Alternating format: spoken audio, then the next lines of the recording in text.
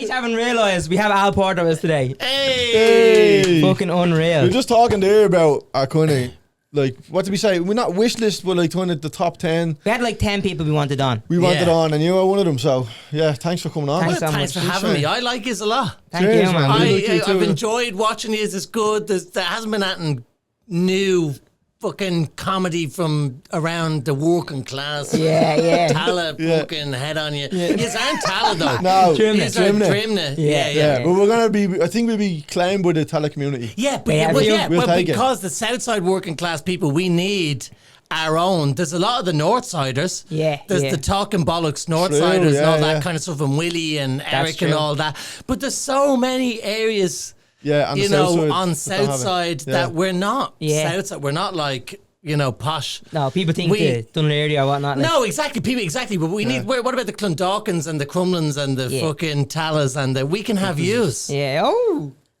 You can Just have us. Just have us. Have us on. Class. No, and it is good then being able to have other like fucking huge names like yourself and then really small names like Joe Irish and then Yeah. Not huge names, not huge. You need to aim even bigger. Yeah. Like, I'd love to see John Bishop on this or something like that. Yeah, that'd be John Bishop unbelievable. or Peter Kay or something, or wouldn't you like that? Do you I like used to Peter say Kay? he looks like Peter Kay. You bitch. my uncle goes to see me. He's went to see me 2 or 3 times and he loves PRK. He loves KRP. KRK, yeah. Sad thing is that actually goes, doesn't it? Peter does sound good. He always says, you look like him and you act like him. But is that his real name? Peter Kay? Is that his real name? Real names? Is that his real name? Peter I don't Kay? know. It might be his real name. Does it? I don't know. Is it? David Williams is actually David Williams. Oh, is it? You know, from Matt Lucas and Dave, you just yeah. remind me of the comedy duo. But yeah, he's David Williams, I think, but he changed it to Williams because of the... Sure, Al Porter isn't even my real name. It's not. No. What? No, so I'm Alan Kavanagh. But then when I started doing stand-up, I had just dropped out of Trinity and I was there for about 6 months, right? And then I dropped out. I was doing philosophy so I was never bound to have a good job ever. Right. And, you know, because I don't know what I was going to do with philosophy. Yeah. And I dropped out and I started doing Captain America's and Tallaght were doing stand-up. And I asked a fella from Derry, can I do the gig? Wait, how old are you at this age? 19. And he was like, aye, but you'll die on your hole. But you can fucking have a gig if you want. And I was going, no, I want to do it. So I agreed to do it. But then I thought, oh, fuck, if they put the poster up in the chipper and it says Alan Kavanagh, my parents will see. Oy. And they'll be like, what's the story with him doing stand-up? He's meant to be in college or whatever. Oh, okay. So I was nervous that. And then the Eurostar was on television at the time, and Alan Kavanagh was a singer on Eurostar. Do you remember Eurostar? No. That was like the Irish X Factor. Right. But Okay. like it was really low. Like, this is really bad. Yeah, It right. was like the X Factor meets fucking Telly Bingo. Like, it was some sort of cross. And Louis Walsh, I think, might have been a judge at one point, but there was Linda Martin was a judge, Brendan O'Connor was a judge, mad.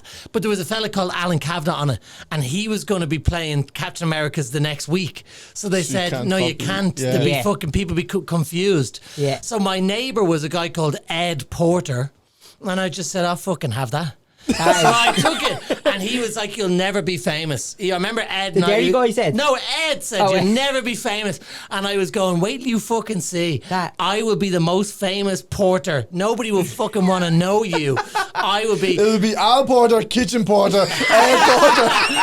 And so then it worked out for a while, and then when everything fell apart for me, eventually, then Ed was delighted. He was like, "It's like sickener for you now." Back on me throne. Yeah. Because for years it was winding him up because people were saying to him, "Are you Al Porter's brother?" He was like, "No, he stole my fucking name." And he ended up in that band Wild Youth, who did Eurovision. Oh, shit. And so then he was the most famous porter from Tallaght for a while. And then I went out with his dad, and then I killed his dad. No, I mean, it's a long story, but basically, I don't mean that, Ed, if you're listening. What I mean is, me and his dad went out, and well, we didn't go out together. Look, let me get the story straight, right? Listen, go for it. I was in Malloy's, and his dad was there, a guy called Noel Porter, lovely guy, legend, right? Singer.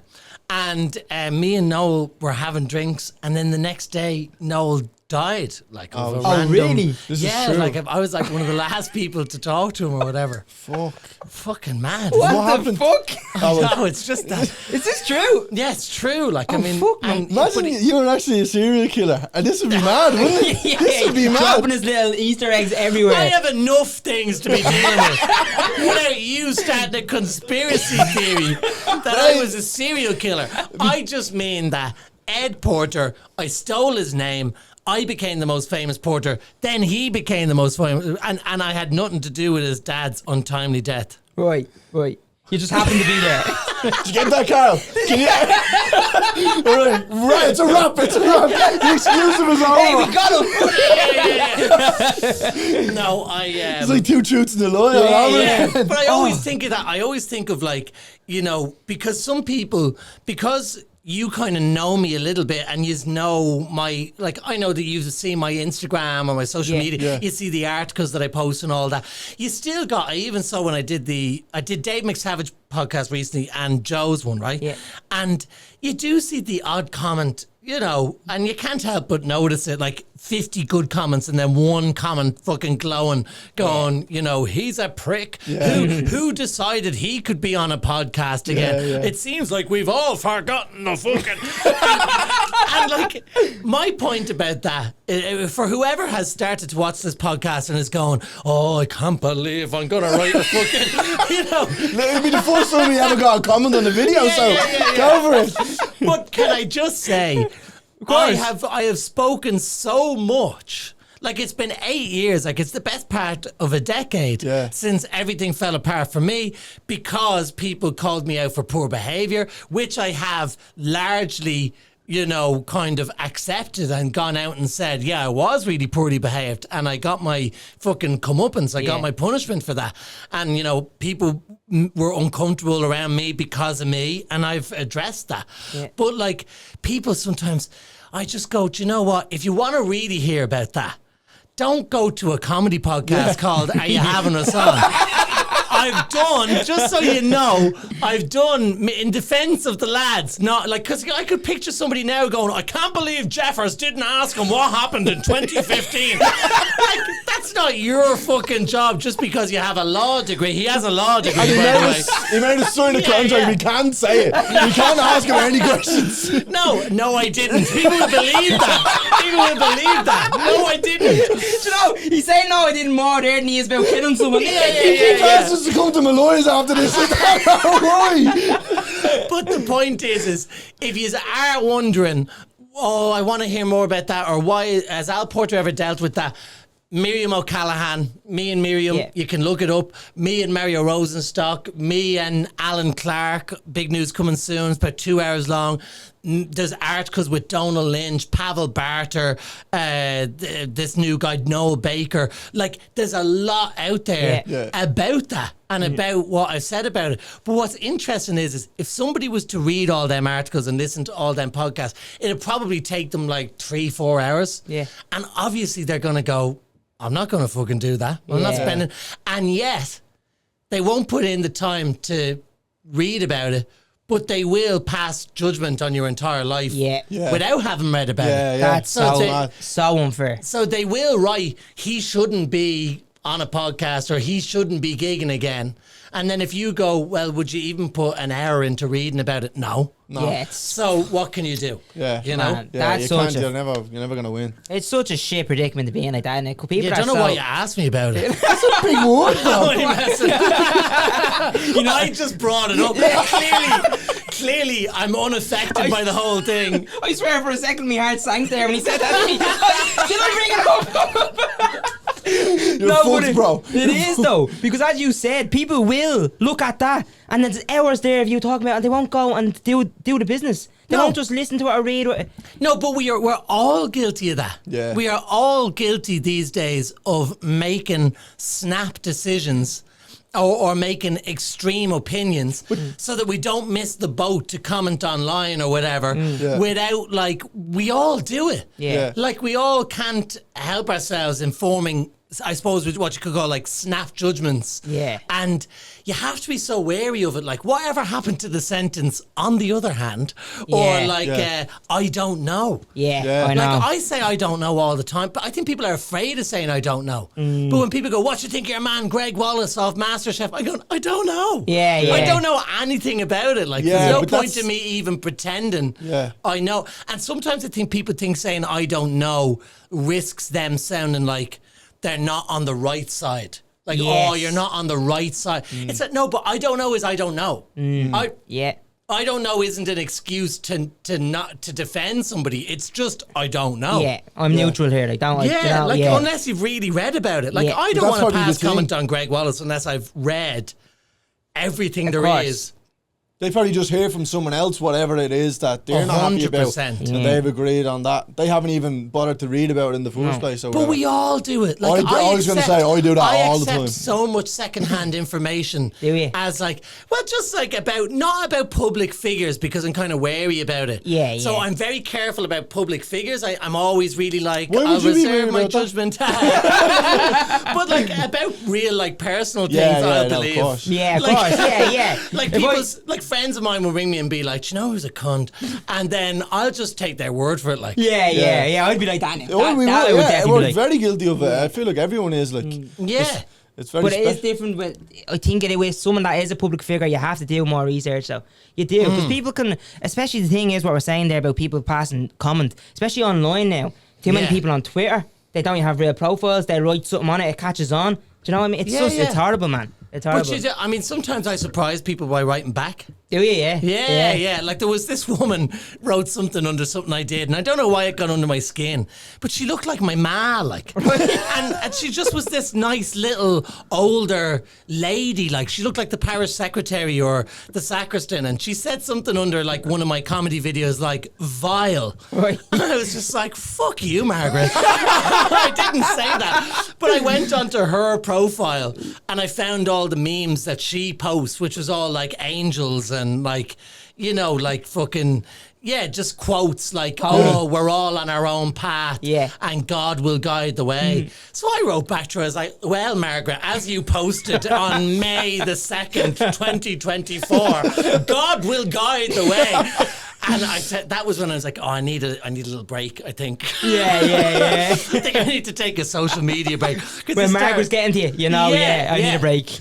Because you have to be kind of aware that whole world is so false. Like, Yeah, you know, the yeah. real world, I would say in the last 8 years, very few people have had a face-to-face conversation with me where they were negative. Yeah, Really, oh, of yeah. course. And if they were, we ended up having a good discussion over it. And they get to know you, and then Yeah, probably yeah, it yeah. changes. Yeah. But before that, they just know what they read and what other people say. Yeah. But yeah, 100%. Well, we met you now twice and having bad words to say, but nothing but nice Yeah. and fucking. Before that, we were spreading rumors Yeah. all around.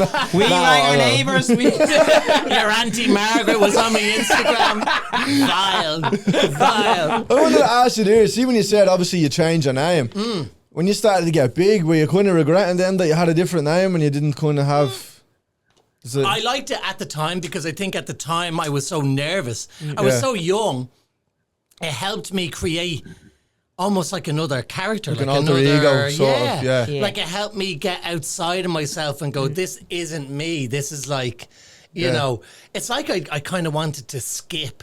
But the thing is that life will catch up with you. You can't skip anything. Yeah. But I wanted to skip that like awkward phase Yeah. of being like a greasy 20-year-old in college. And when I went to college, I felt so fucking awkward. I was like, oh God, I don't know anybody and I don't fit in and who am I? And so I just decided I'm not doing it.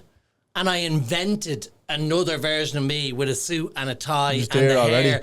And I was like, this is me. That's why a lot of people thought I was older yeah, oh Yeah, yeah. than, definitely. than I was. Yeah. What are you now, 32, 33? Like now I'm 32. That's like I crazy, see man. people when Garen Noon is, you know your man Garen, Yeah, Deadly. yeah. When he's on the late, I see people commenting, "Oh my God, he's so young." Like it's a lot. I go, I was 21. That's insane. 21. Like man. 21, I was That's only, nuts, I'd man. only come out of the closet the year before. Oh, were you 20 Really? when you came out? Yeah, about that. So when you started stand-up, you hadn't even came out at that stage? It all happened at the same time. So you literally Yeah. just came into yourself, you're like, right, this is me now. I just lost the fucking run of myself. Yeah. I just was like... Well, you would know, if you're that age and you have that sort of fame. Like, yeah, thanks. No, but it would. Like, I was in school, very studious, a straight A student, didn't drink, Yeah. not out of the closet, like teacher's pet, mammy's boy, possibly going to be a priest. And 2 years later, I was gay, drink, coke, fame. Yeah. Like Coming everywhere, It's like- wild, like it's holy Jesus. what? You have to say that every episode. You did everywhere in Ireland, didn't you? You were literally, you were What going the- everywhere. You're so like. He was so big. He literally came. He was so big. That's my favourite I clip. mean, McGregor's. You know what I mean, though? McGregor's fucking photographs. I only seen Like, it. Did it when out I for sent my pictures to Azealia Banks, she didn't even fucking share them. Do you know what I mean? because you didn't have the weight on it. That's why. There's no weight. I mean, it is. That's so much to The go. less said about, Conor, the better. I'm not going to go talking about somebody else or whatever. But, I had dick pics that went around. You Really, did? yeah? Yeah. To who? Well, No, not to Azealia Banks. No, but yeah. because I feel like in school, everyone's biggest fear is something Oh like my that getting God. leaked. So imagine being that big and famous and that happening. Like, Well, I it's don't know. mortifying. And you see, people kind of at the time, I didn't know this, by the way. yeah, you see, at the time, it's like people are vilifying you and criticizing you because they're going, oh, the stories about you being a bad guy and Yeah. behaving inappropriately. And some of those stories are true and people are right to be upset with you. But then the pile-on culture is that people start to enjoy the fucking pile-on, Yeah. so they start to throw in whatever fucking curveball they had. Oh, yeah, and a friend of mine said... And so there used to be mad shit that was like... in amongst true stuff was like, oh, my friend met him in a nightclub 10 years ago and he was a real arsehole. And I was going, 10 years ago, I would have been 14. Yeah, it Yeah. doesn't I make wasn't sense. even doing me People are junior. believing it, Yeah, and but it goes people are back to writing that. underneath, I'm so sorry for your friend. I go, what the fuck? That's So crazy. that starts to happen. And so people started sharing my dick pics. And I suppose the justification that they had for it was they were kind of going, oh, he sent these to somebody unsolicited, or I didn't. Yeah. That I know what conversation they're from, the dick pics. Yeah. They're from somebody my age, they're possibly a bit older than me, in a consensual conversation. Yeah. How they ended up screenshotted and sent around, and I don't know. It just gets mixed And I in with never everything gave else. out to the person. I did talk to them about it, but I never gave out to them about it. But like, What? it is mortifying. But that's a crime in itself, you know what I mean? Yeah, But- well, it is but, now. Like, You're a victim there. Do you know what I mean? But listen, two wrongs don't make a right, an eye for an Yeah, eye, yeah. all that kind of stuff. But like, my dad gets such mileage out of it because he's always like, if you ever go missing, that's the photograph we're going to use.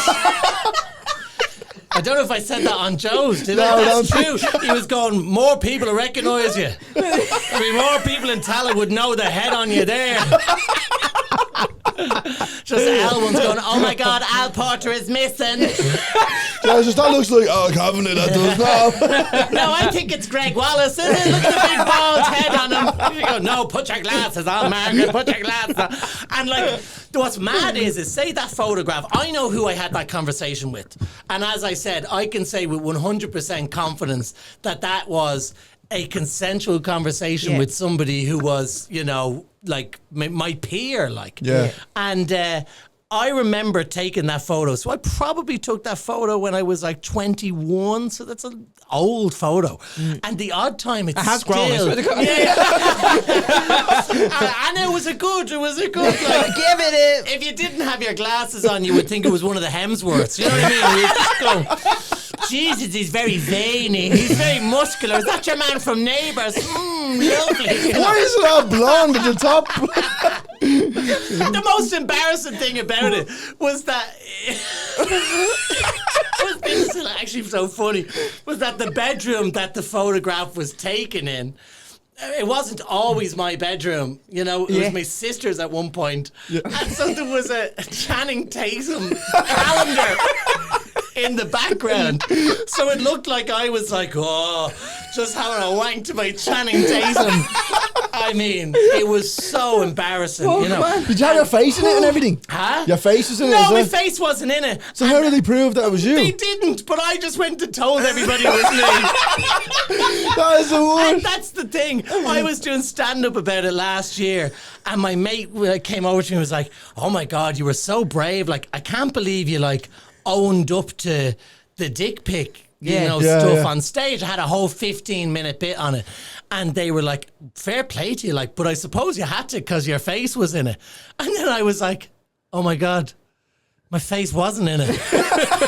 I could have said it was anybody's. Could have. I could have been like, nah, that was Maura Duran's. That's not mine. That was fucking. I fucking hate Channing Tatum. I do. I'm going to put it out there. But anyway, Much rather Jonah Hill. why lie? You know what I mean? Why Yeah. lie? But that picture still goes around sometimes. And my mate, her boyfriend got it last year. Yeah. And he dropped the phone. And she was like, what's wrong? And he was like, oh, fuck, it's a fucking picture of Al Porter's cock. And she was like, oh my God, I can't believe he's still sending them. Obviously not. You're not Carl. Don't get your hopes up, pal. Oh, fucking hell, man. But I'm that's what sweating. I always say to young people is A, be careful who you're sending those pictures to. Yeah. B, remember that if it's on the internet, it's there for life, Yeah. forever. Yeah. And, make sure that they want it and all that. Yeah, of course, yeah. but Have you ever like- sent one? What? Have you ever had one that I was... think if you said you've never sent a dick pic, you're a liar. I think Yeah. so. Like, it's... I wouldn't- Everybody... you have- everybody here Yeah. probably Yeah, Carl? 100%. Everyone has. Oh, You're man. going to say you haven't? No, I'm just Yeah, curious. I everybody was going to has, see if you yeah. had any stories, but obviously Well, if you did have... I have a few stories about them, yeah. Well, what? Any nearly get leaked Probably the around? most nervous I've ever been. Before you to be real, like, oh! It looks bigger in person. Yeah, like fucking... Someone else take this. But the amount of people who, like, it just goes to show us, having this conversation with somebody where, if a person, and it could be like when there was the Johnny Depp Amber Heard trial, which was horrible for both of them. Yeah. They both were getting from either side dragged through the mud or whatever. Yeah, yeah. But when a human being becomes an object of sort of scorn or vilification or whatever, in a way, like, we kind of act like anything is fair game then to say about them, and we don't. Do you know what I mean? Yeah, Yeah, of course. yeah. So I don't know why I was bringing that They're up. on the stage. Like, well, I feel like it's a thing with showbiz as well, isn't it? Like, I don't know why I But was bringing that up. you're just touching on when people... Oh yeah, because we treat them different then. Oh, yeah. Like I've heard the two Johnnies do podcasts where they talk about people sending dick pics. Yeah. And they're having a laugh, like, Yeah. and they're reading out a letter from somebody being like, I sent a dick pic to this girl who didn't even know me, but I just airdropped it to her phone and they're all laughing. yeah, but if something actually Whereas happened like if that, that was me or if that was fucking you, Yeah. and that came with the right criticism, it could be fucking career ending. 100%. So it's funny that the same issues can be treated differently. Yeah. Depending. You just got to be like, listen, I would say the two of you, I've never had a bad word said about you, Yeah. But I think now is the time. If you have anything that you would like to say about the lads, comment underneath this video. Underneath Margaret's comments. There's a phone line. we've actually never even seen each other's dick, so maybe we could do that for an exclusive. Oh No, my God, would you do OnlyFans together? No. No. Oh. You weren't Sure. I was. What are you talking about here? What are you talking about? You said no, but you're a bit not sure about that. No, he's messing. It was Yeah, part of the Oh, joke. yeah, it's messing us. But another thing what's mad about that, which is again for how young you were and how long ago that was, 10 years now, we are at that, we're obviously not fucking nothing big around, touch wood, but we're at that trying to build a career now, and this is all already in our head, whereas when you were coming up there was no, like, social media was only so new. No, well, it was just on the cusp of it. Yeah, so sure, there were people trying to, like, give you a bit of friendly guidance, which I'm sure I recklessly ignored, because that was a part of my personality. Yeah. As I say, like, I was a bit arrogant or something, a bit kind of like, I wasn't really empathetic enough to everybody around. You know what I mean? Yeah. I kind of was like, I'm having my fun, and I hope everybody, I assume everybody is having fun because I'm having fun. Yeah. Yeah. And not really thinking, well, actually, you know, is this right, or, you know, or whatever. So, like, and it was, so there was probably people giving me little bits of advice, like being like, oh, now be careful now, don't be fucking stupid, you know what I mean? Don't be, you know, don't be getting drunk at your gigs, or don't be, you know, don't be saying fucking rude things to somebody you've only just met, you don't know them, or whatever. Yeah. But I was ignoring it and just having my own fucking, in my own world. Yeah. But it was just on the cusp of like social media and the world kind of changing in that whole Me Too movement. I mean, at least in a way, I mean, for example, when I did shows from the time I was 14, 15, 16, 17, 18, all that, where Theatre, like not theatre stuff yeah. and all that. I'm not going to name names because it's not, because I don't have a problem with but the amount of stuff I saw Yeah. that everybody laughed off and thought was good crack. Like Yeah. it was supposed to be good crack. That now you would go, holy fuck. Yeah. If anybody knew, from actors who are big and from, you know, musicians who are big. And even when I was 16, you know, there were people who were, you know, oh, you know, slapping your arse or grabbing your crotch and going, oh, I'd say you're a big fella and all that. And like, Just you were laughed on off. the receiving end of a lot of that, and it was laughed off. And so in a way, yeah, the world that I grew up in was very, I think, behind the times in a way. Yeah. Like that theatre world. That's why the theatre world was really at the centre of a lot of that Me Too stuff. Yeah. Like a lot of theatres changed their management and changed because they realised that what was going on Wasn't right, like, yeah. well, was too old school, Yeah. too inappropriate, too based on, oh, we're only having a laugh, and not concerned enough with how that made people feel, and too sexist and all that stuff. But yeah, like, I mean, there's a lot of people I know who are like, Jesus, Al, I'm glad it was you and not fucking me. Yeah. And they're like, I was worse than you. I'm gonna fucking But know that's you the thing, were. it well wasn't believe just it. in the Yeah. showbiz, it was probably going on everywhere in all different types of industries. Like, But what's good is that yous are starting in a time where you've a clean slate, you know what the rules are, and you know, I think your generation, you're only a little bit younger than me, 5 years or whatever, Yeah. but I think that yous are a bit more savvy. I think yous are a bit more caring about other people. Yeah. I'm just mad, I'm mad overthinker. Like, I'll always be wary Yeah.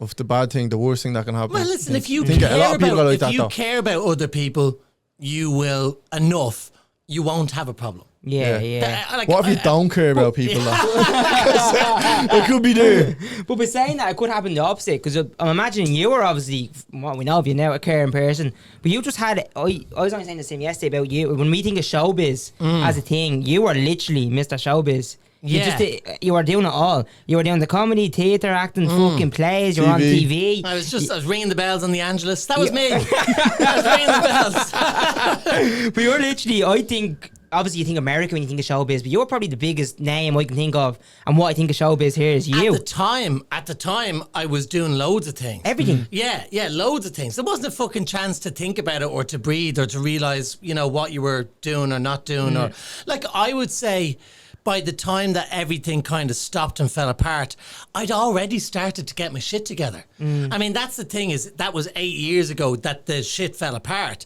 But sure, when the times people were talking about were already previous to that by 2 or 3 years. I mean, people were talking about when I was 19, 20, 21. Right. So I'd already started to get my shit together. Yeah. But look, I do think that, I'm kind of glad that in a way that showbiz thing is very fake. Yeah. So I could have ended up continuing on in my life, very showbizy, TV, radio, all that. And it can be very fake. Whereas I was brought crashing down to earth.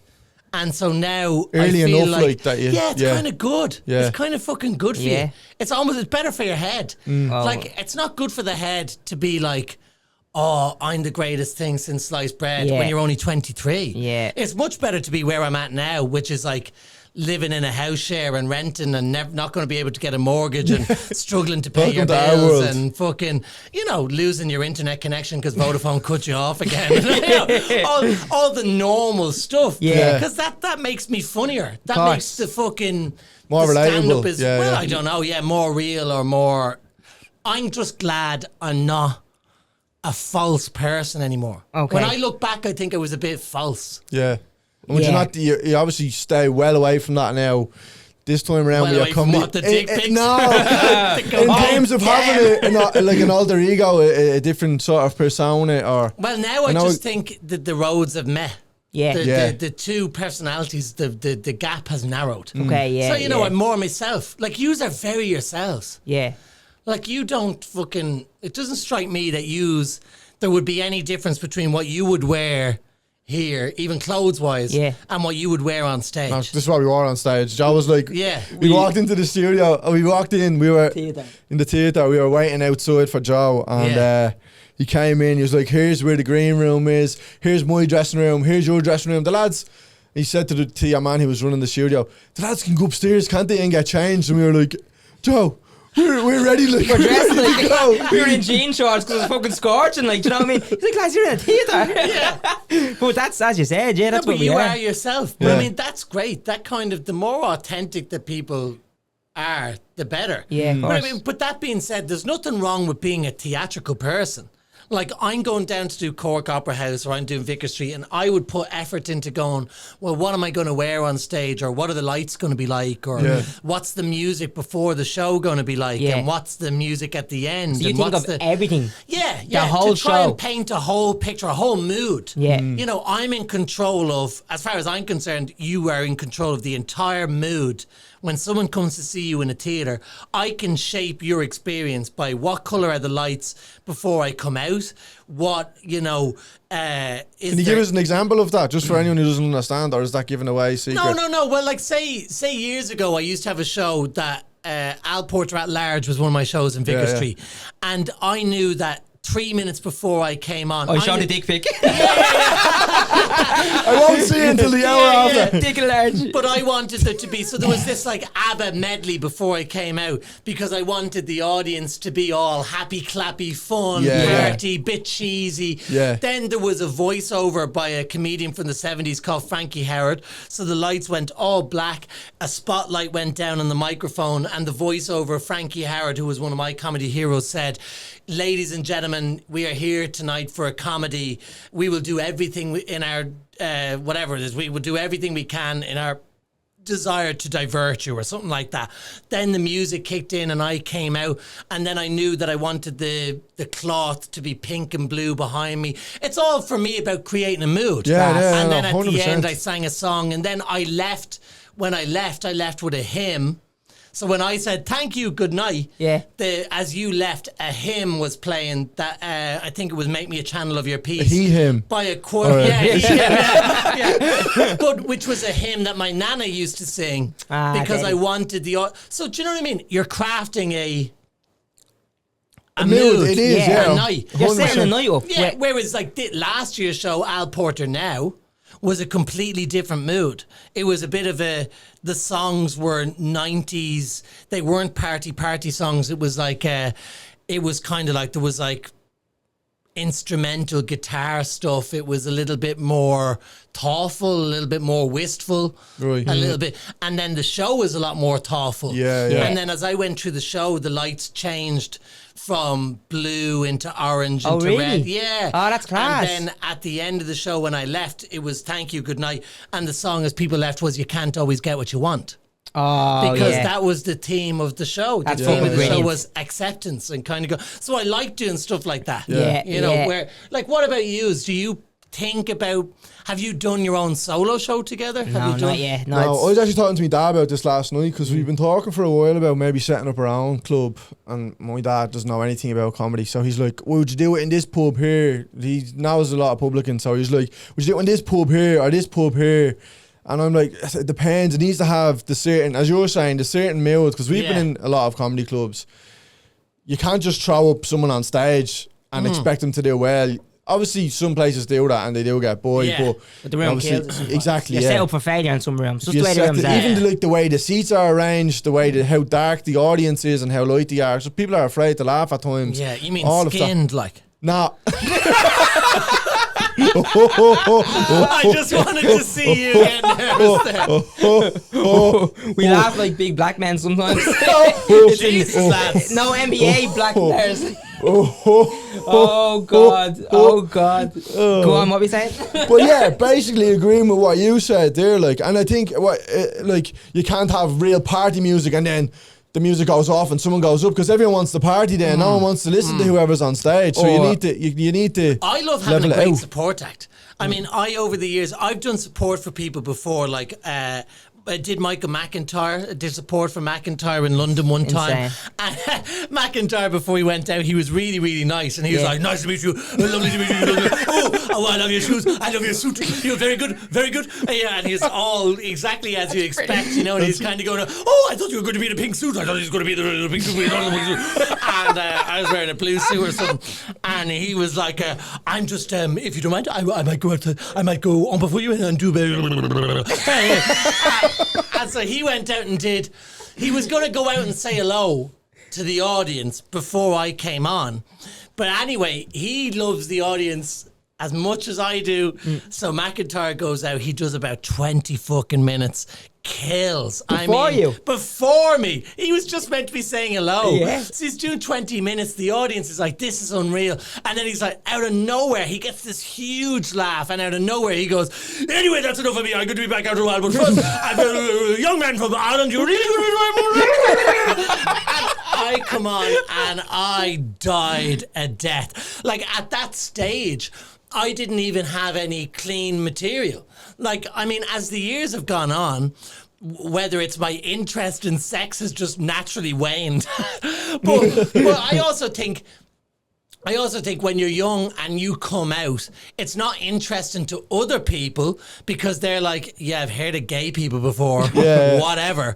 But it's interesting to you because it's important to you. Your experience, because you've just come out. So being gay is this big deal for you. Yeah. So I ended up with lots of sex material, one night stands, and, you know, straight men are like this and gay men are like this and the lads in my area like this and my, you know, whatever. So you've got, I can remember, because I write down my material on sheets of paper, I can picture the sheet of paper that I had going out to that gig. You know, riding the Muslim was one bit I was going to do. You know, riding the guy in the wheelchair, you know, riding a straight man. Like, it was all I had nothing clean. Like, nowadays I would have, you know, I could go out and do 2.5, 3 hours if I had to, and 80% of it could be clean. But not back then. So McIntyre had been so clean. He'd been so amazing. He was just making people laugh about light bulbs and fucking sockets, you know, anything. And I'm like going out there going, do you ever ride a Muslim fella? You know, they're not even meant to like pork. You know, like really, really stupid, you know. And just going, you know, I used to ride him when he prayed. He 5 times a day, you know, all this bad. And then I had nowhere to go, like bomb, death, silence. You couldn't change up on the spot. No, I couldn't change up. Then I was like, anyway, enough about that. Do you ever ride a fella in a wheelchair? And nothing. Like, I had nothing for them. So that's the worst gig you've had, or like the one that sticks in your head? That has to be one of the worst I've ever had. And it was so important because the idea was if I did well, McIntyre would have me as a support act everywhere. As a support act in other places. That's crazy. That Is was there any bad. other opportunities you've had like that where you just where I blew it? You nearly got it. My entire career. No, but like, I don't know, if someone was kind of hanging on a cliff edge for some reason or another, like maybe you might have gotten a big. I found anything to do with McIntyre was hard because I found I did McIntyre's big show on TV. Okay, then. And I remember it just wasn't great. Like, and I remember recording it, flying over to London to do the Theatre Royal Drury Lane, and then I'll never forget going up to my dressing room. There was this old woman, really old woman, struggling with bags. And I was like, oh, can I take them for you? And she turned around. She was like, I'm not really an old woman, you fucking gobshite. And it was Catherine Tate. done up as the Nan character. So that bodes well. Oh, shit, man. And anyway, I went out and did, again, I just wasn't the right act for the gig, like, you know. Yeah, so yeah. I did it, and then I remember thinking it went well, and then my agent rang me when I was home in Dublin, and they said, would you fly back over and do McIntyre's TV recording again? And I was like, I already did it. Yeah, yeah. And they're like, maybe do it again. Oh, so they just Do scrapped better, it like. completely? They were like, you need to re-record it, like try it again or whatever. And then they were like, this time do it for the Christmas. It'll be for the Christmas episode. Do you have any Christmas material? Fucking Christmas material. I swear to God, all I had was that my dad, when we were kids, used to go, will we put the fairy on top of the tree? And then he grabbed me and tried. Like, I didn't have any proper material. Oh my God. Man. So it was okay. It was okay. How long would them sets be now for that show? How long are we talking? You would probably do. See, you're only meant to do 15 minutes, Okay. and then they might use 6 or 7 minutes of it. Oh, is that it? Yeah. I remember being on 8 out of 10 Cats does Countdown? Countdown? No, not Countdown. Just 8 out of 10 Cats. And again, I was so intimidated by the other comedians. I always did, like, somebody's probably listening going, was there anything you're actually good at? I was good at some of the more, like, one-on-one. Okay, yeah. Like, I thought whenever I did the late or whenever I got, like, I did a few chat shows in BBC or BBC Radio 4 or whatever. That was good, where it was one-on-one. Okay. But when it was in a competition environment, I just got spooked by how good the other people were. Constantly Really, judging yeah. yourself. Yeah. Then. That's mad to hear you say that. I would though. not think that of you at all. I would think the complete opposite. I think you would, just from what I know of you, in that situation, I would just think he knows he's definitely going to be the funniest here. Do you know what I mean? And the one thing we said, so we had Joe on last week, and obviously we done Joe's show. We opened up for it.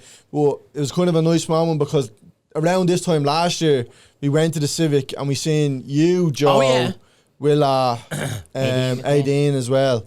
Yeah. And it was mad that we kind of performed there then the year Yeah. after. But when we seen you, that was the first time we seen you live.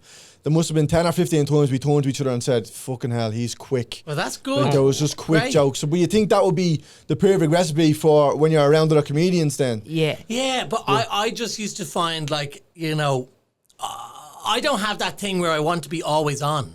Okay. And some comedians do. Like, I mean, I know comedians, Carl Spain or whatever, where they are like so quick, they're like always on. Yeah. Like, I have a mortal fear of being boring. Okay. Yeah. And I'd say a lot of people are like, well, you're fucking, Ah. you can be, you are. But like, I worry about being boring or whatever, but I don't always worry about being really funny all the time. Okay, yeah. And like, if I've got my material, if I've got a dedicated 20 minutes to do my material at my show or my hour, then great. I just enjoy it. But if I feel like I'm competing with other people, I hate that as well. I hate it. I hate competing. Like, I hate. Well, I've only got that since I started doing comedy. And I always think of it, what was it like beforehand? Because I could go into a room and be like, I know I'm going to be funny if I need to be funny. And I wouldn't have the pressure. But now when you walk into a room, you're like, I need to be the funniest one here every single time. But you don't. No. I mean, that's the thing, is you don't need to be. And then I really like awards. Like, I remember I presented at the IFTAs before. Because it's not a funny environment, it's actually enjoyable to be funny at it. Yeah. Because you say something and they kind of go, oh, fuck, I wasn't expecting that, you know. Yeah. I was presenting best documentary or something and I was talking about ear to the ground or whatever. And I was like, or my version, arse to the sky. You know, and like, people are going, what's he fucking saying? You know, and they can have fun with it. Yeah. Or I used to like being on, there was ones on Channel 5 with like Carol Vorderman and these people, like they were like celebrities, some comedians and some were just celebrities. Yeah. And it was more of a mix of stories or whatever. I Yeah. really enjoyed that. You'd be deadly on, do you remember the Celebrity Juice? Yeah, That was that used deadly. to be good fun. And but I used to like doing Did you do that? Were you on that? No, You but would've I been used good to on love that. That watching would've it. been funny, yeah. But I supported Catherine Ryan. Like, I used to like doing the support acts. One time, Graham Norton came to see me at a comedy gig in London, and I was shocking. Yeah. Like I was good, but then a woman walked out because she was annoyed at material I was doing Really? about riding priests, and she was like, "I am out of here." And I was doing, if you think the Jews were cool to Jesus, you should have seen how Father Ryan nailed me, and all this, and oh my god. And would he be an inspiration to you? Would you look at him? Father Ryan. I love his work. Fucking Graham Norton. We all have to look. Any Irish comedian should look at Graham Norton and go, "Oh my god!" Yeah. Like the thing is I'm glad that you've enjoyed the Civic, but then you should be aiming to do Vicar Street in 2 years, and then or 3 years, and then when you are done with that, fucking go over to London and do a big gig over there. And when you're done with that, go to America. Well, like, that's I think the world is your oyster now. We'd be fairly under the same ideas as you. Whereas I feel a lot of people when you talk to, I don't know if it's an Irish thing, they do. They like, I'd love to. Their goals are very low. It's like I'd love to be able to do a club every weekend, and that's me. And like as we say, like we like Vicar Street, but it doesn't stop there. We'd love to do that. We'd love to say, imagine we went to America, imagine we went to England, did it all there. It's just like there is no end goal. It's just like love to just do everything. Yeah, absolutely everything. Like and why not? And even if you like, people say interesting thing where they go, if you're doing something you love, then even if it doesn't work out, if you don't really get, you enjoy the process. You have to enjoy the doing, enjoy the process of doing, and keep yourself interested that way. You know what I mean? See, when you started doing comedy and all then, and then obviously the blow up was so fucking quick, doing Vicar Street umpteen times. Yeah. At the goal, at the start, was it, I want to do Vicar Street one day? Was that your very first goal? No, when I did stand up, I did it in Captain America's. I wanted to get paid. Okay, yeah. Then when I got paid, I wanted to get paid more. Then when I did 15 minutes, I wanted to do a half an hour. Then I wanted to do my first ever hour show. Like I never had a big plan. No, like it looked like it from the outside looking in. You're going, oh my god, this guy has a plan. He's wound up on TV and radio. He's doing all the beats. I had no plan. I was just doing whatever interested me. And then seeing, and I always loved writing. Yeah. In fact, I brought something for you today. Right? That's what I was trying to get your attention to. Look at this. But this that's is interesting. my English essay copybook. Oh, what class are we talking from here? When? I mean, this is what English class, bro. No, is it? Don't give him attention. Don't give him. 2004. Jesus. So I was born in 1993, right? 11. That was the year homosexuality was decriminalised in Ireland. Was Really? it? Yeah, Well my done. parents were like, Well done. thanks, yeah.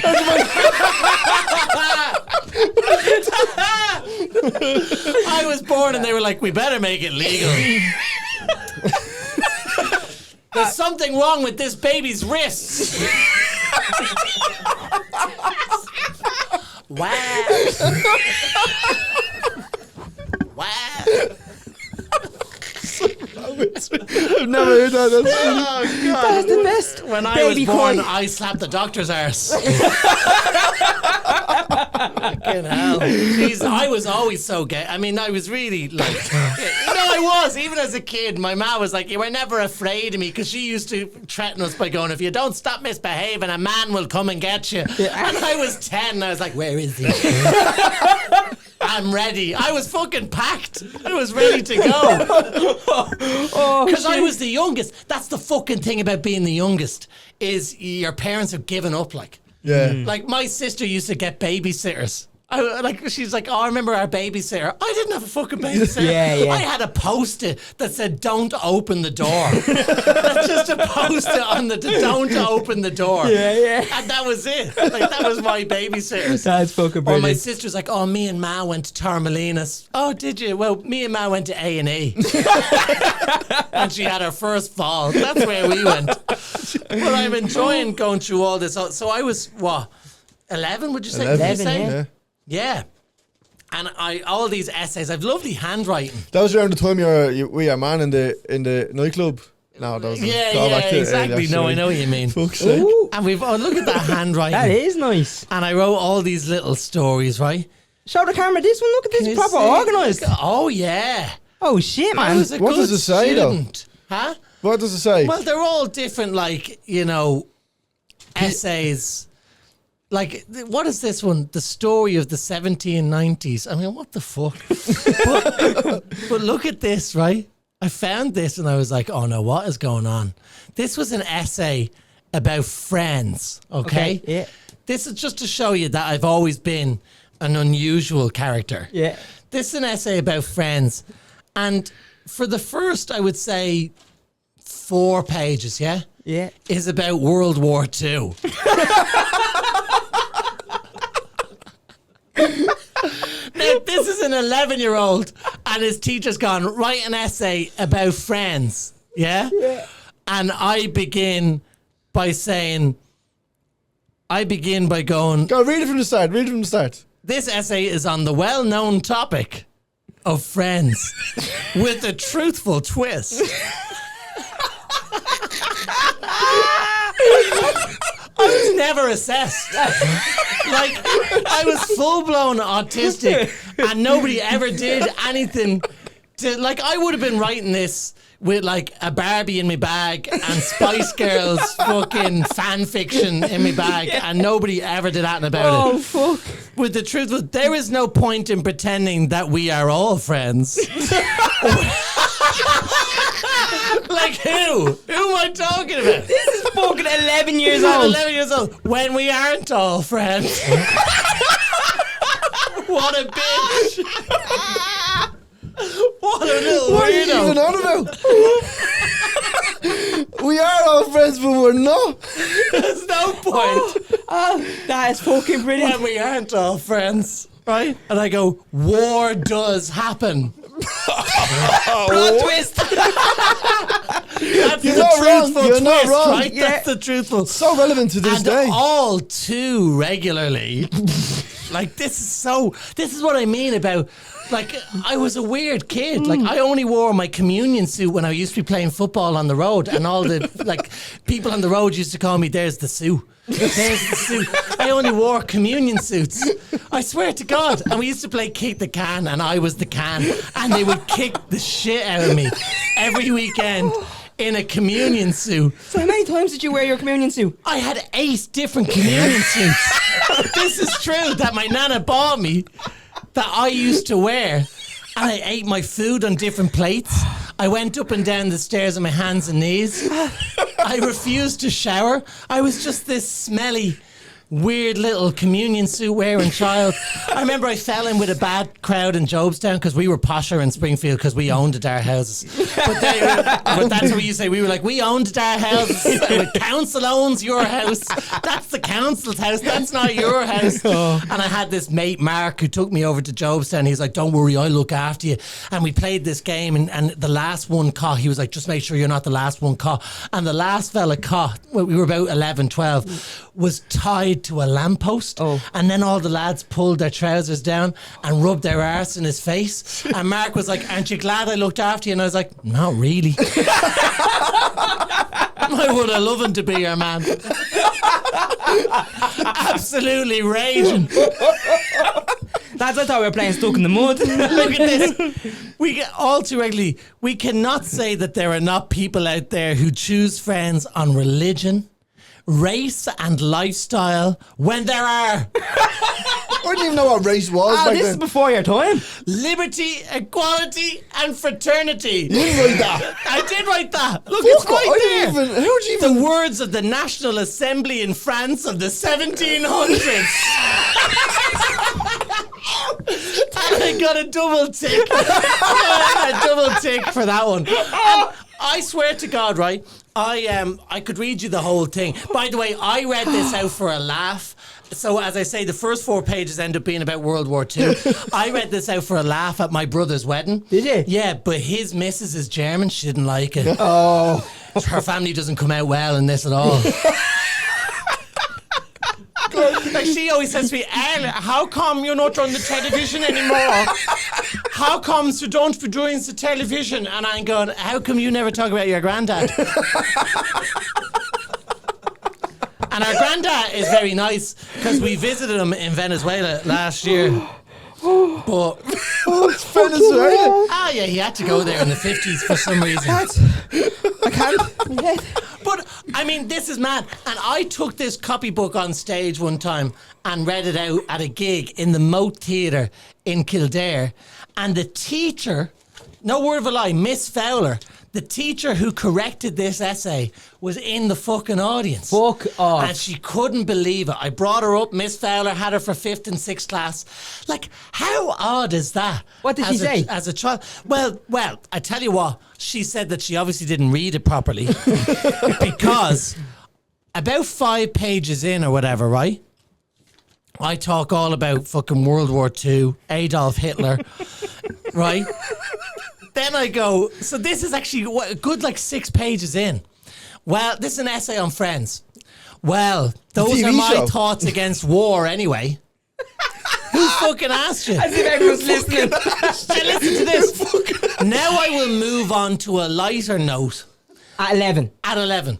And would like to sum up this whole essay. Talking about all these different ideas of friends really hurts my head. It makes me wonder about the basic friends in your life. I think all my friends are great, and that is a wonderful thing to cherish forever. And again, my teachers underline cherish, right? And then I go, because, and remember, this is me summing up on a lighter note, yeah? Because some people have no friends and commit suicide. Jesus fucking Christ.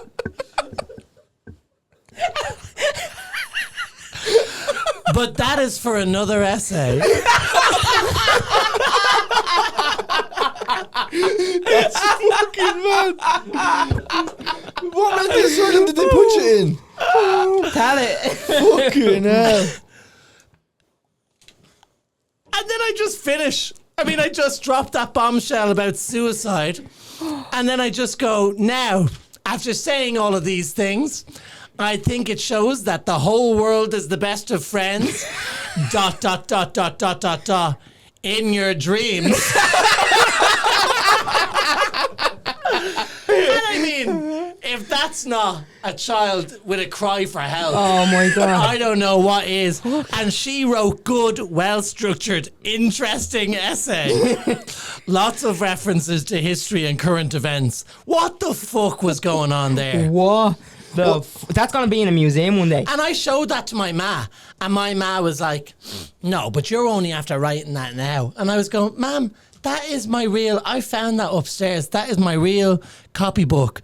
And she was going, no, but if you had written that, I would have got you counselling if I knew you were 11 years old writing about suicide. Yeah. I was like, you would have got me counselling. You would, yeah. Fuck off. Every parent gets over 60 and they get better at denial than fucking Jerry Adams. Like my ma's, I was like, I never said that. That never happened. I never hit you. And if I did, you deserved it. Like your ma's just like, my ma's favourite thing to say now is, oh, I can only imagine what you say about me when I'm dead. It's meant to stop me criticising her in any way whatsoever. Yeah. Clearly insane child. That is fucked up, man. I actually can't believe that. I didn't write like that when I was in 6th I once wrote, when I was in 5th class, I once wrote an essay, and it was entirely from the perspective of someone who had a lisp. So I spelled the whole thing wrong. No way. And the teacher thought it was brilliant. He brought me into the next teacher to show him. I thought it was the fucking bee's knees, but he was obviously going, look what this fucking idiot's after writing. So And wait, you wrote an essay from the perspective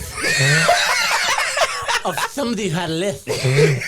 And what was the essay called? Some things are silly. And you wrote his dialogue with a lisp? Yeah, always with a lisp. But I have to try and find it. I don't know if I will now. But did you write even the other bits with, how do you mean you wrote it with a lisp? So how did you spell? I think... No, the spelling wasn't a lisp. He was writing, he was talking out loud. No, I was writing with the lisp, yeah. Wait, sorry. Did you have a lisp? No. Right. I swear. No, I didn't. Never. Okay. That is fucking... What is wrong with you lads? That's just creativeness, I think. True. Yeah. Outside the box thinking. That is out the box. Yeah, I like it. Do you ever do anything like that in school? Any sort of like... Drew dinosaurs for a while. Did you? Yeah, I used to do a thing where people used to do tags and bubble writing. You used to love drawing dinosaurs. What one? What specific dinosaur? The one with the big neck. Brachiosaurus. Is it? No idea. What one is that called, Carl? No. You're not equipped for your the dinosaurs? Stegosaurus, T-Rex, Brachiosaurus.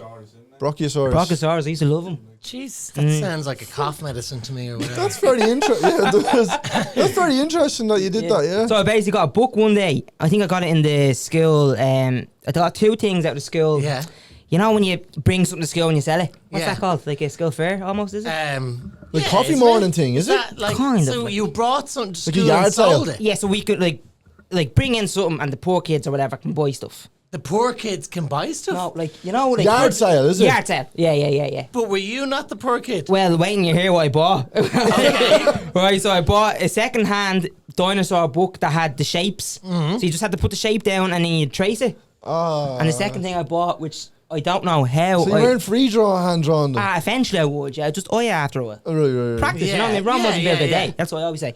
And second thing I bought was a second-hand back scratcher. yeah, Corpo gaff. Here I am. And it hasn't let me since. Yeah, it was the You worst weren't thing. in school together, were you? Only primary. secondary. Not primary, only secondary. Yeah. met each Same other in class. Only in first year for our options, so Yeah. for business and tech, but not for our main subjects, no. And did you stay friends throughout school? Yeah, it was- Yeah. Did you ever fall out? A tiny bit here and there, but not a lot. Tiny Like. bit? What did we fall out over? once or twice with little rows, but What have Yeah. we fallen For out a few Tell me over? about them. a few was weeks. a I actually time- remember one time we fell out, right? And you were away on holidays. Do you remember this? No. And you were like, we didn't talk for You like... didn't know that you'd fallen out. You were just away on holidays and he was like, that prick, Jeffers. I do remember this. Yeah, I and do. he texted me, he was like, bro, I'm sorry. I was thinking about this in the shower. And I'm sorry.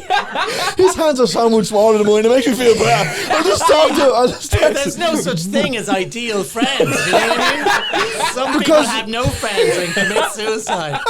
According to 11-year-old me. Oh, shit, man. That's a great callback. Yeah, That was is fucking- mad.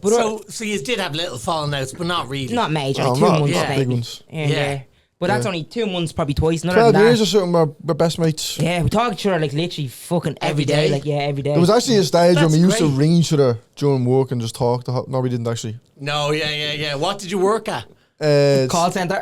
Well, I did a call centre. Did Did you? you? So did he, yeah. Yeah, I did a call centre. I was doing Oxfam, you know, so I was ringing people and going, oh, there's a... I don't know, I can't remember what the script was. There's a Yeah. famine in X country. You want to buy a second-hand back scratcher? Like. Yeah. We need €20 a month and all Right. that. But I would just yap. Yeah. And so I was terrible because I never got them to fucking... I'd be 45 minutes on the phone to some Elwyn. And then at the end, she'd be like... I'd be telling her all my problems. Yeah. And then at the end, she'd be like, can I send €20 to you? It sounds like you need it. And I was like, well, listen, it's meant to be for the famine, but I'll give you my account details there. But like, yeah, I was really bad at it. What age were you working at? I would assume you... 18? And then for a year and then... bang. No, I barely did it. I did about a couple of months. Get I sacked. was interested in all that. Oh, I left. Yeah, right. Got sacked. I left. I was interested in all that, like Oxfam concern. I spoke in the UN when I was 14. Did you? Yeah. Doing I what, went like? over. They brought over a group of kids from Tallaght Right. to go over to New York to talk about the Millennium Development Goals, which were these like goals the UN had set to improve the developing world. When we were like fucking 14. It was just a jolly What? out to Well, New York. in fairness, here Yeah, you were 11 right in that. You were You're probably way even at qualified. I remember we stayed in the YMCA. No way. Yeah. That is unreal. YMCA, mad, and there was an 18-year-old with us, and I fancied the whole of him, a fella called Gavin, and I was only 14, and I was like trying to groom him. I was 14, he was going, "Get away from me!" I'm like, I'm an adult, and you are 14. Leave me alone. Oh God. I got up at the United Nations and I remember them saying to me, oh, Al, you should say, in the words of your Californian senator, I'll be back. Oh, and my God. I said it. Cause You did not. You did Yeah, not. because you're a little kid. Yeah. Oh, Scarlet. But it was the best fucking time. And my man didn't even know the men that we were going away with. Like, No. no, I just came home from school and I said, Matt, we're going away to New York next week with these two men. And she was like, good luck. That is fucking. But again, man. she wouldn't admit that. She'd be like, "That's not true. Yeah. That's not." I'm like, "You didn't even know I was gone." I would say until I came home, and I had photographs from New York, And a bit of a tan. Yeah. You, Donald Trump, and Jeffrey Epstein. But I've always had the man. Yeah, God, Jeffrey Epstein. I was only laughing at that the other day, going, "What would the Irish version of Epstein Island be?" It would probably be like Inish Man or something, and like Daniel O'Donnell was taking L ones over. It would be called Daniel Island. And there'd be people like Nathan Carter and all having to deny they were ever on Daniel Island. And people asking for the ferry logs to be released. Release the ferry logs. Release the Daniel list. Who was on Daniel Island? Who was writing those old women, you know? And it wouldn't even be him that gets arrested. It'd be Magella would get arrested in the end. Because she was luring the old women over. Come over, we'll play bingo. Imagine old women on a documentary. I was told I was going to play bingo. But once I got to Daniel Island, I realised I was there to ride Michael D. Higgins. I don't know. Ireland will never, my point being, we'll never have a scandal like that. That's American stuff. That's crazy. Yeah. It's all American, isn't it? All mad. American. Yeah. It's funny that you said Carter there. My nanny was so happy and proud about two people that I got to do a podcast with. It was Jay Carter and you. Oh, no way. Your nanny loves Jay Carter, does she? Well, yeah, she knows Nate's little brother Jake and then you. Yeah. Oh, She was fucking buzzing. that's cute. Yeah, What's your yeah. nanny's name? Eva. Was I ever with? Babe. I'm only messing. Probably. Yeah, she was fucking. What's it, Eva? Eva, yeah, big fan. What age is she? 80, actually. No way. Yeah. Aw. Yeah, so just let you know. That's patronising, isn't it? Oh. Yeah, It is patronising. Whenever somebody's older, like, it's patronising. I always find that if there's older people in an audience and you do a dirty joke, sometimes the audience starts looking over. Like somebody in their 70s or 80s. Yeah. Like, as in, like, oh my God, are they laughing? Yeah, Like, yeah. making sure they're laughing. And I'm going, yeah, they are laughing. They've had 9 children. They've had more sex than you. Like, they're from the time pre-contraception. Yeah, yeah. Like, they've fucking been there, done that. Yeah, have the t-shirt. And I love it when you do a dirty joke and like someone looks at their ma like, oh my God, I can't believe you're laughing at that. I love that. Yeah. When there's a ma and a son or a man and you do a joke about a blowjob or something and the ma pisses herself laughing and you see the son having the realisation. I was with my ma watching you on the crack then. Yeah. Yeah, it was one of them like, oh no, Jesus. Yeah. I know, because if you laugh at blowjob, your ma's like, what do you know about that, Connor? Yeah. But then, you know, if she laughs at anal, you're like, what do you know about that? Fuck yeah. That's fucking gas. I only had notes in time there, did you? No, I can't see it from Yeah, here. it's fucking. Oh, we're 1 away. Yeah. Yeah, we're. I feel like I didn't give you enough interest. No, in. are I you think that was missing? fucking That's brilliant. already You need more interesting things. That's I think that was really it's even fucking better, interesting. Leaving a cliffhanger, you can come back. That was fucking. I know it's like just finished up now, but that was one of the best ever, man. Holy shit! Not Yeah, to that no, was story, really I right. should fucking have. interesting. I didn't even get to talk about half the stuff I wanted to ask you. Says Sorry, this, no. He says this at the end of every No, single but yeah, podcast. yeah. Every I had podcast. loads We of didn't even questions. touch. I We had didn't even loads of scratch the surface. He Yeah, says yeah. every time. Fuck off. But anyway, we finished with this out. What's next? What's your next thing now you're doing? Well, I'm doing the stand-up tour. When does this go out? Next Wednesday. Oh yeah, so I'm doing a stand-up tour. The 2 nights, it's selling quick. The 2 nights in the Moat Theatre are sold out, and then there's Vicar Street. The first 2 are almost sold out in September, but there's 2 Vicar Streets in September, 2 in November. Cork Opera House, going around the country doing that, and then I'll do the pantomime in the Olympia at Christmas again, and I'm writing a play. So I think you always have to try and be onto a fucking new thing. Yeah. Yeah, definitely. So I'm enjoying, like, I love gigging. I hate kind of getting stuck doing the same thing again. Yeah. You know, so I've really enjoyed writing this show. I'll tour that. I would love people to come and see it. The dates are on alporter.ie. But then I'm writing a play. Unreal. And I want people to come to the play, something new, something different. Deadly. And Is I was it a thinking- comedy play? Yeah, comedy Yeah, yeah. play with a bit of drama. Like, I think a play, if it's all laughs, you'd almost be fucking knackered Yeah. watching Yeah, it. yeah. You need a bit of depth or whatever in there as well. Plus, it makes the laughs even better. When Yeah. some serious big laugh. It's Yeah. great, like, it's Yeah. great. Oh, you seen it last year at the Christmas panto? That's actually how we first ever Yes, text at the Olympia. Yeah. Yeah, Oh, did you enjoy it? Howling. Great. Laughing. The whole family was fucking unbelievable. Great. So I could only imagine your play. What? I thought you were doing a face. I was laughing at you. I can only imagine. And what's my- next for yous? Like, what will yous do now? I have a show tonight. Do you have a show tonight? I do, yeah. Where are you on? Raiders, a place Oh, called good. Four Corner Great. Pub. Yeah, I'm in there. And what about you? I don't know. Now our next thing I gotta is go watch this show today. we are gonna do our own night soon. We're gonna do it a night and sell tickets for we're gonna book a little theatre. Yeah, I think we're 40 seat gonna- theatre. Oh, and yeah, do our own- definitely do yeah. that. Probably gonna do Definitely. that this side of the year. Yeah, and Yeah. just whoever watches this, do you know how many people watch this? Around average about 500. Yeah. I mean, Then- so those 500 people, if you can get some of them in to see in a theatre and just build it. Yeah, Just definitely. build it. Just build that fucking audience.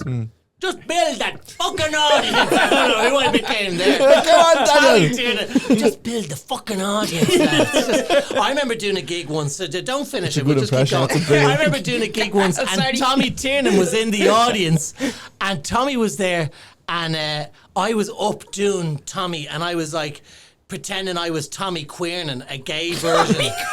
Yeah, and I was going, I love riding fucking lads. And I was just like doing like the gay version, and then I was doing the quiet Tommy Tiernan, where Tommy gets pure wistful, like pure fucking whispering and all that. And Tommy stood up in the audience. And the place went fucking wild. Did you know he was there? I didn't know he was there. That's And I fucked. was going, what's going on? I thought there was a fight or somebody had fainted or something like that. And he was going, keep going, Al! You know, it was fucking mad. That's deadly. And he was always very supportive because there was different people. I'm not an impressionist by any means, but I love doing an impression of somebody that we all know. Yeah, Like, yeah. even though I'm not good at it. Like, whether it's thrown in a bit of Michael D. Higgins or Francis Brennan or whoever. But then sometimes you meet them and you go, oh my God, I can't believe. Like, I remember Francis Brennan. I met Francis Brennan. He was kind of going, I believe you do a version of me on stage in your... I don't think it sounds like me at all. You know, and I go, oh, no, it doesn't. It doesn't. No. I'm only messing around. Yeah. And you're kind of half mortified or whatever. But Ireland is so small that we don't, and we finish on this, we don't have celebrities. Like, Yeah. I don't believe Ireland has actual full-blown celebrities. Like In A-lister, Ireland. like an A-lister type of thing. Like Colin okay. Farrell. No, yes, okay. In Ireland, you Colin mean? yeah. Okay, So Colin yeah. Farrell, Pierce Brosnan, Bono, Enya, Saoirse Ronan, I get it. Right? A-listers, I get it.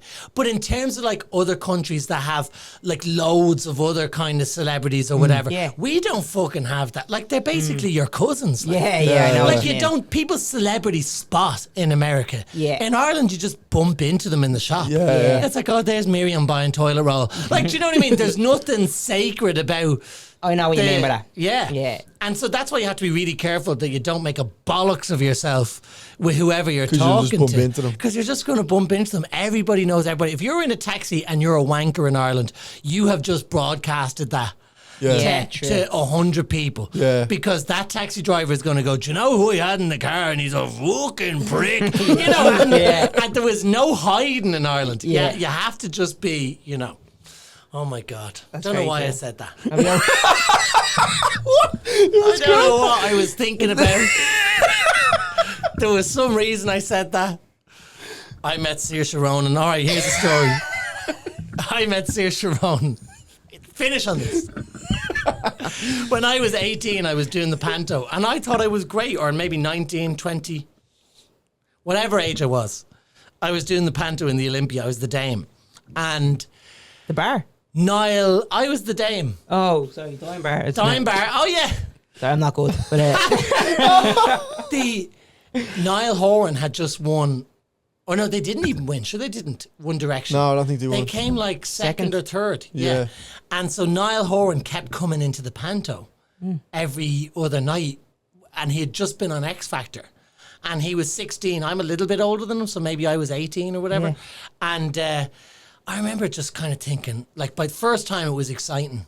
Yeah. Second time it was like, oh yeah, like he was in about 10 times. yeah. So by the 10th time, they're like, oh, Niall Horan is in. I was like, tell him to fuck off. Like, I don't want to fucking say hello to Niall Horan again. Yeah. So anyway, Saoirse Ronan came in one night, and Saoirse Ronan is in the green room, and everybody was like, oh, Al, this is Saoirse. And she was like, how are you? I'm an actress. You know, and I remember You didn't know her, like? Didn't know her. She Right. wasn't famous. Okay. I'm from Carlow. I'm an actress. And I remember thinking to myself, are you? Watch this. Yeah. Well, I was like, that's nice. That's nice. Good for you. And I always think back and go, what a wanker. Yeah. Future like Oscar nominee, Yeah. Saoirse Ronan, and I was like, good for you.